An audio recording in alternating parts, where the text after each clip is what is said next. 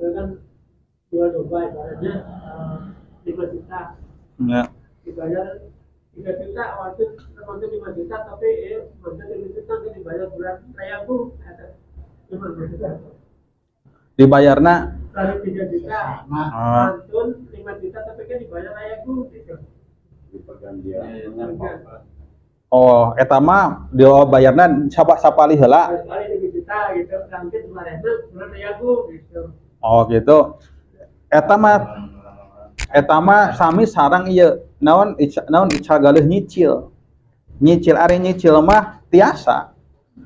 Itu nu penting mah ketika naon ditambah lami teh henteu jadi tiba-tiba jadi robah hargana gitu.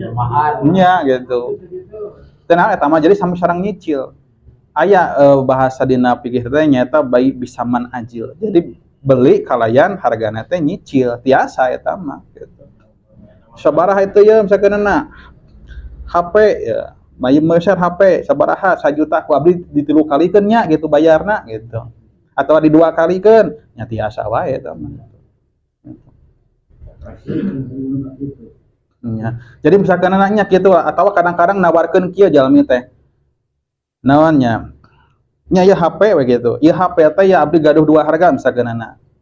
Halamun cash membelina 1 juta. Lamun rek dicicil ditilu kalikeun misalkan anak. Jadi 1,5 juta misalkan anak gitu. Tah tinggal milih we gitu.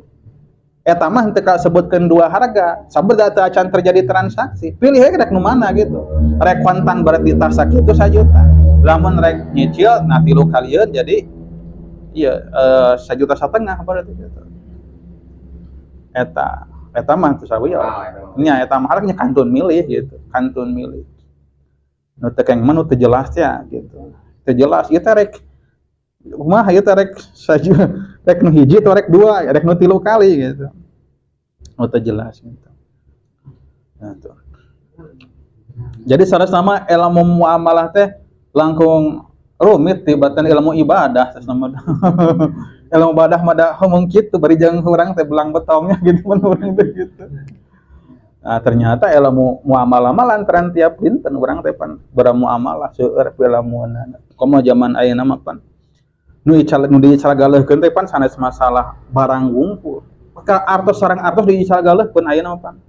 Komo lamun di dunia perbankan teh aya mata uang teh meser dolar, meser mata uang lain gitu pan gitu. Dolar teh pan hargana saluhuran urang nilina teh geuningan gitu. Jadi artos urang teh peserkeun ka ditu.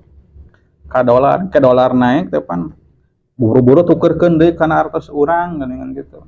Supaya langkung ieu. Gitu. Tapi kumaha cenah eta hukumna tapi para ulama nyebatkeun teu naon ari benten ieu mah benten mata uang. Sabab benten mata uang mah nya benten barang gitu, benten. Ya mah barangna anu sami ngan nilaina beda teh ya gitu.